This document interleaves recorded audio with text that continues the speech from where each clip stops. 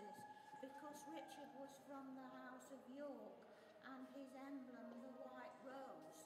And on the floral arrangement from the Richard III Society, there's a little card with the emblem the white boar, because the white boar was on the standard of Richard III. So people come in from all over this country, and I've met them as far as Canada, that say they're in the Richard III Society. So it's amazing how many supporters he's got today.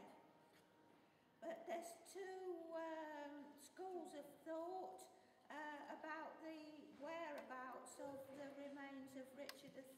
Historians always say that he's on the site of the Grey Friars. And hopefully, who knows, the archaeologists may find some evidence. And then, of course, there's the other story or legend that has become very popular over the last 100 years or so, and that is that Richard III's remains were dug up and thrown into the River Soar in Leicester. But it remains a mystery at the moment.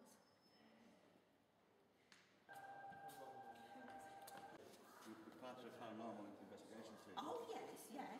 We did last year on 30 December the Battle of Wakefield, Sandal Castle. Yes. Richard's predecessor was the Duke of York, and he was killed in 1461 at the Battle of Wakefield. Yes. They were beheaded by the Lancastrian forces.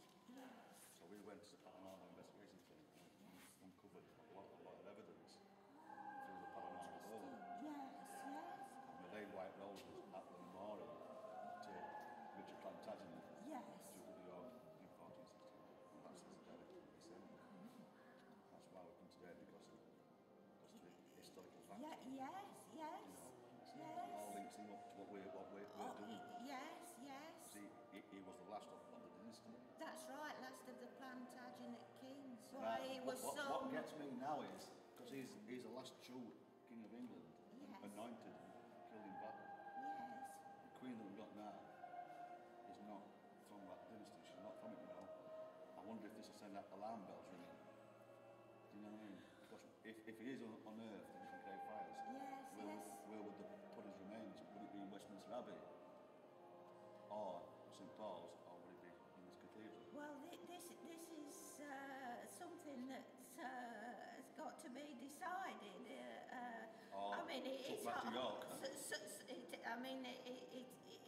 hoped that it might be in Leicester Cathedral, but you know, he was King of England, and his older brother Edward IV is in St George's Chapel in Windsor Castle, and of course Edward IV's wife Elizabeth Woodville lived at Groby in Leicestershire. There's that old saying, only the victor writes history. You know, so like I said, it's a propaganda by the Tudor dynasty. Yes.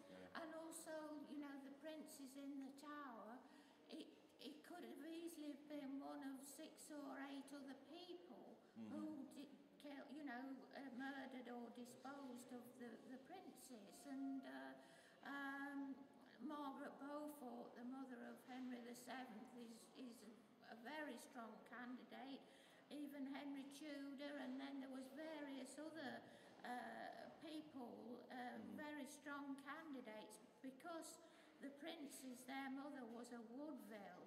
The Woodvilles were hated by the higher nobility, because when Edward IV married Elizabeth Woodville, Edward IV had to elevate Elizabeth Woodville's brothers and her sons from her previous marriages to these high offices. And of course the existing high nobility, they were all put out by that, and some of them could not have wanted a Woodville on the throne of England.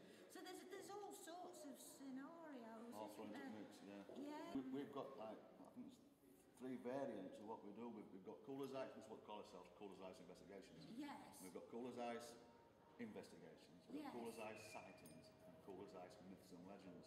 And today, this is part of Myths and Legends. Yes, What we'll yes. do, we'll compile, I mean, Dean's filming that, we'll compile the films and the photographs, and we'll go on Facebook page and everything. Yeah, on yes. and we'll put them on there for the whole world to see. Which we are starting to go as a paranormal team. We're the only one in South Yorkshire. Yes, You know, yes. Today's been absolutely exceptional. Interesting, yeah. For us anyway. Have you seen the Bow Bridge with the plaques? No. How far away is that? Oh, only about just over 5 minutes or 10 minutes. You need to get to the top of High Street, go past, cross over the junction there, because you've the top of High Street, you've got St Nicholas Circle. In the middle is the Holiday Inn and the Holiday Inn car park. On the right is St Nicholas Church on the corner, and then Jewellery War Museum, the remains of the Roman baths. That's all on the right-hand side. On the left-hand side, you've got the Castle Gardens, where the statue of Richard III is. And there's St Mary de Castro Church, another church with a spire that you can see. When Richard III was buried, when he was killed, Right. he was brought back into Leicester, thrown over his horse, and he was taken to the Church of the Annunciation.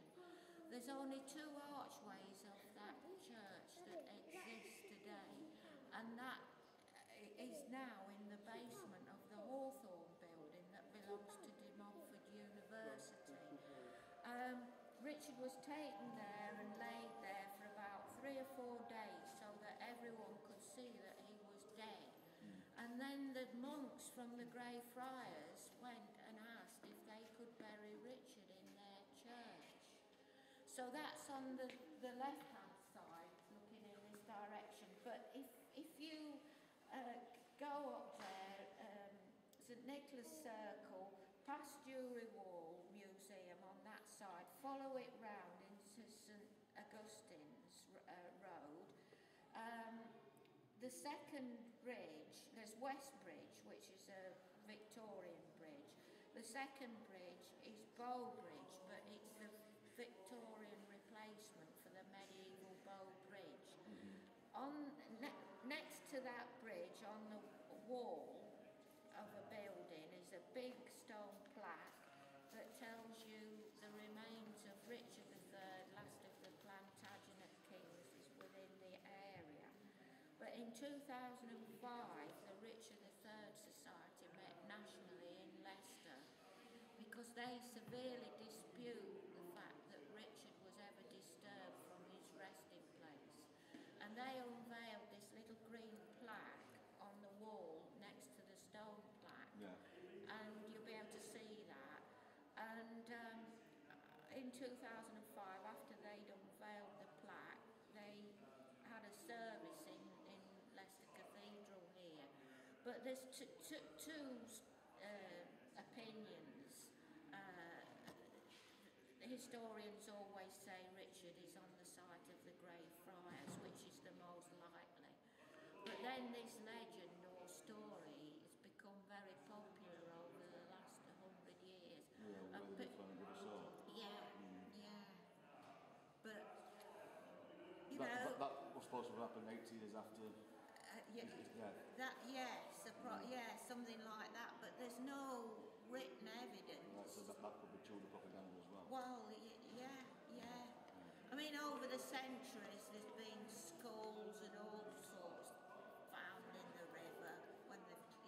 But I mean, people fell in the river drunk, didn't they, hundreds of years ago, or they were murdered, well, who knows, or they fell in and drowned.